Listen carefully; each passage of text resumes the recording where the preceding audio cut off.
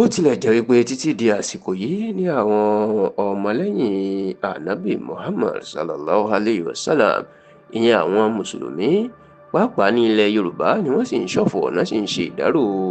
igi ńlá igi àràbà tó wó nínú ẹ̀sìn Islam nílẹ̀ Yorùbá, ìyún ikú Sheikh Muyideen Ajani Bello tó jáde láyé lọ́jọ́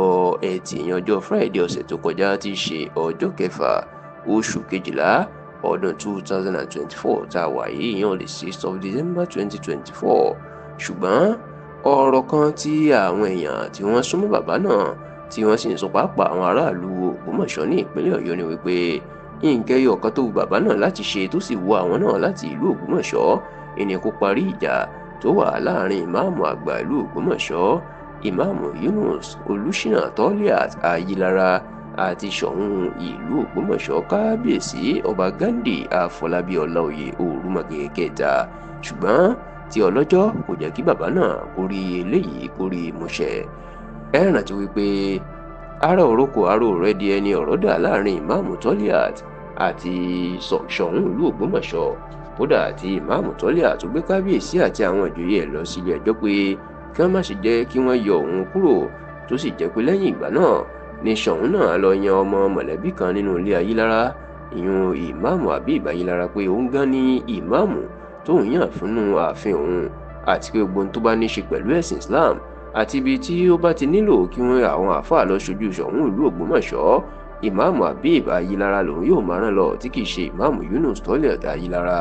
ọ̀pọ̀ nǹkan ló ti ṣẹlẹ̀ láàrin Ṣọ̀ún àti ìmáàmù èyí tó jẹ́ kí ọ̀rọ̀ náà kó máa gbóná ní ìlú Ògbómọ̀ṣọ́, kódà débi pé ní ìgbà kan kọmíṣánná ọlọ́pàá ìpínlẹ̀ Ọ̀yọ́ ni ló pe kábíyèsí àti ìmáàmù sí ìlú Ìbàdàn láti bá wọn yanjú ọ̀rọ̀ náà. bó tilẹ̀ jẹ́ pé ọ̀pọ̀ àwọn èèyàn ni wọ́n ti gbé dìde láti parí ìjà náà, kódà oríṣi àwọn ìgbìmọ̀ ni wọ́n ti gbé dìde.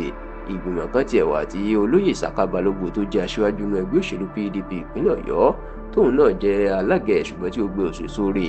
ọ̀pọ̀ àwọn gbajúmọ̀ àfáà bí àwọn Sheikh Taofeek Akeugbagold ti ìlú Ìbàdàn ni làwọn náà ti ṣàbẹ̀wò sí ìlú Ògbómọ̀ṣọ́ láti wá ọ̀nà àbáyọ sí ọ̀rọ̀ yìí, ṣùgbọ́n tí kò lójútùú. ṣùgbọ́n o ẹnìkan tí ọ̀pọ̀ èèyàn wá gbàgbọ́ pé ó jẹ́ bí àgbàlagbà tó sì ní ìkápá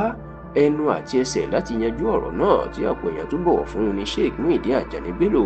bàbá náà lọ̀pọ̀ èèyàn sì gbàgbọ́ pé bóyá òun gan ni Ọlọ́run yóò padà lò láti parí ìjà Ṣọ̀ún ìlú Ògbómọ̀ṣọ́ àti Imam Yunus Toliat Ayílára, ṣùgbọ́n tó jẹ́ pé gbogbo èròǹgbà àwọn tó ń relé yìí yálà láti ìlú Ògbómọ̀ṣọ́ àbí yálà fún Sheikh Muyideen Ajani Bello fún rẹ̀, gbogbo ẹ̀ ló padà já sí pàbó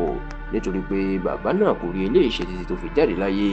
ìgbà tí bàbá náà tiẹ̀ lọ agbègbè Ìbàpọ̀n ní ìlú Ògbómọ̀ṣọ́ nígbà tó lọ sí mọ́ṣáláṣí ńlá tí sẹ́nítọ̀ tó ń ṣojú àárín gbùn tó ń ṣojú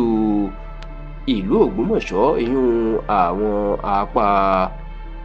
àríwá ìyún Ògbómọ̀ṣọ́ Ọ̀yọ́ North nílé ìgbìmọ̀ asòfin àgbà l'Àbújá sẹ́nitọ̀ Abdulfatai Buhari tó lọ bá sí mọ́ṣáláṣí olówó ńlá tó kọ́ sí ìlú ẹ̀yìn ìlú Ìbàpọ̀n ní ìlú Ògbómọ̀ṣọ́. Sheikh Muyideen Ajani Bello ló lọ lọ́sẹ̀ díẹ̀ sẹ́yìn, ṣùgbọ́n Ṣọ̀ún Ògbómọ̀ṣọ́ nìkan ló wà níbẹ̀, ìmáàmù Yunus Toliat Ayílára kò sí níbẹ̀. ṣùgbọ́n bó bá jẹ́ pé gbogbo eléyìí wà lọ́kàn Sheikh Muyideen Ajani Bello láti parí ìjà náà gẹ́gẹ́ bó ṣe wà lọ́kàn ọ̀pọ̀ àwọn ọmọ bíbí ìlú Ògbómọ̀ṣọ́ àti àwọn mùsùlùmí káàkiri ilẹ̀ Yorùbá, a jẹ́ pé gbogbo èròǹgbà eléyìí ó ti já sí pàbó nítorí pé Sheikh Muyideen Ajani Bello ó ti jáde láyé. bẹ́ẹ̀ ni ọ̀rọ̀ ìmáàmù àti Ṣọ̀ún ìlú Ògbómọ̀ṣọ́ ó sì wà bẹ́ẹ̀ lásìkò tá a ṣàkójọpọ̀ rẹ̀ yìí.